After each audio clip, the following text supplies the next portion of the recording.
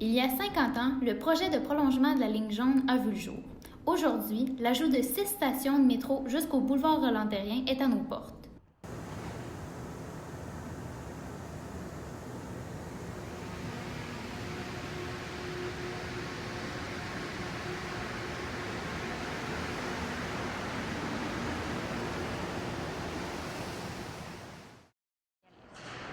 Je me présente, Jean-Michel Laliberté, je suis co-porte-parole de l'Association pour le transport collectif de la Rive-Sud.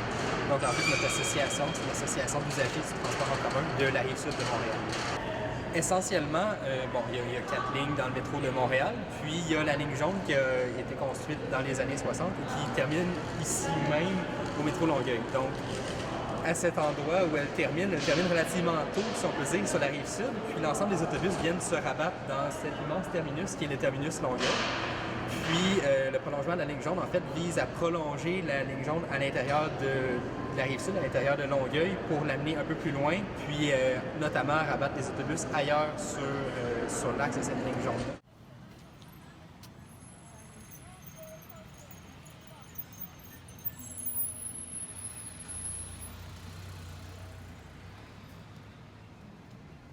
Je m'appelle Éric Bouchard, je suis membre du parti Action Longueuil et j'ai été élu sous cette bannière le 5 novembre 2017 avec l'équipe de Mme Sylvie Parent, qui est la mairesse de Longueuil. Parmi les 15 élus, parmi les 15 conseillers municipaux, je fais partie des 4 qui font partie du comité exécutif et mes responsabilités au comité exécutif sont l'environnement et l'agriculture. Donc, il va y avoir, au cours des 10 prochaines années, quelque chose comme 20 000 personnes qui vont venir vivre autour du métro Longueuil, donc dans le district Saint-Charles. C'est ce qui fait qu'il va y avoir une justification pour ajouter des stations de métro. Et tout ça est ajouté au fait que sur l'ensemble de la Rive-Sud, il y a seulement un point pour rentrer à Montréal, se prendre du transport en commun, c'est celui du métro Longueuil. Et donc, il y a 75 000 personnes le matin qui passent par le métro Longueuil. Je pense que c'est bien pour les commerces aussi. Parce que, tu sais, là, des fois, tu veux pas aller magasiner sur Tachereau parce que, ah mon Dieu, il n'y a pas de place de stationnement. La même chose sur Chemin Chambly, tu sais. Ou même dans le vieux Longueuil, si tu avais une métro qui t'arrêtait juste au début de la rue Saint-Charles, mon Dieu, tu sais, c'est vrai, ça deviendrait une rue animée, puis un vrai centre-ville. On va marcher jusqu'au métro si vous dites que vous ne connaissez pas ça. Pas au métro, mais au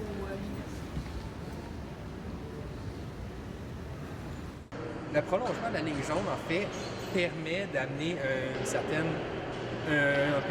premièrement un réaménagement des autobus, parce que ici au terminus Longueuil, il y a beaucoup d'autobus qui convergent ici, qui, disons, vont se rabattre ici, mais pas nécessairement d'une manière efficace à l'intérieur de leur trajet. Donc, si on déplace les autobus un peu partout, on déplace les rabattements d'autobus un peu partout dans l'axe d'un éventuel prolongement de la ligne jaune, qu'est-ce qui se produit? C'est que ça permet aux autobus de se rabattre ailleurs, ça permet de réduire les temps de parcours, ça permet d'augmenter les fréquences, ça permet de mieux aménager le réseau. Donc, ultimement, ça permet de faire plus avec les ressources qu'on a en termes d'autobus. Puis, autour du métro Longueuil, je reviens, là, il va y avoir 20 000 personnes, je dirais même pas 2 km de marche, là, qui vont venir y vivre d'ici quelques années. Et donc, c'est sûr que le dossier de la ligne jaune devient ultra. Il n'est pas juste prioritaire parce que les politiciens en parlent. Il est prioritaire parce qu'il y a des gens qui vont venir y vivre. Puis si on a une vision d'avenir, bien, il faut que ces gens-là ne prennent pas tout leur auto le matin pour aller travailler. Il faut qu'il y ait un métro qui passe à côté de chez eux. À Longueuil, le bilan des gaz à effet de serre qui a été fait montre que 90% des gaz à effet de serre, c'est dû au transport. Donc, si tu enlèves des voitures de la route, tu viens directement baisser tes émissions de gaz à effet de serre. Donc, au niveau de l'environnement, c'est extraordinaire.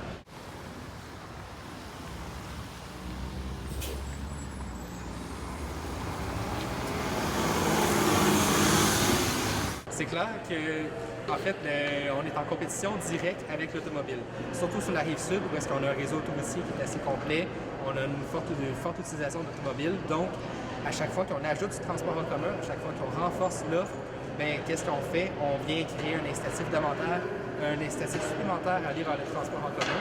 Donc, pour nous, c'est favorable à l'environnement, puisque, effectivement, retirer des véhicules de la route, ça favorise l'environnement, parce qu'il y a moins d'émissions de gaz à effet de serre à ce niveau-là.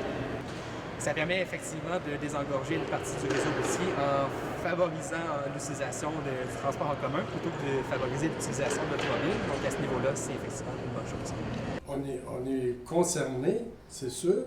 C'est bien entendu que probablement que ça va coûter plus cher de taxes aussi, mais d'un autre côté, plus on a de services, plus on est heureux. La même chose, c'est vraiment, on se sent concerné, puis on a hâte que ça débouche. C'est plus un rêve, là, ça devient pratiquement, on est sur le point d'y toucher. Là.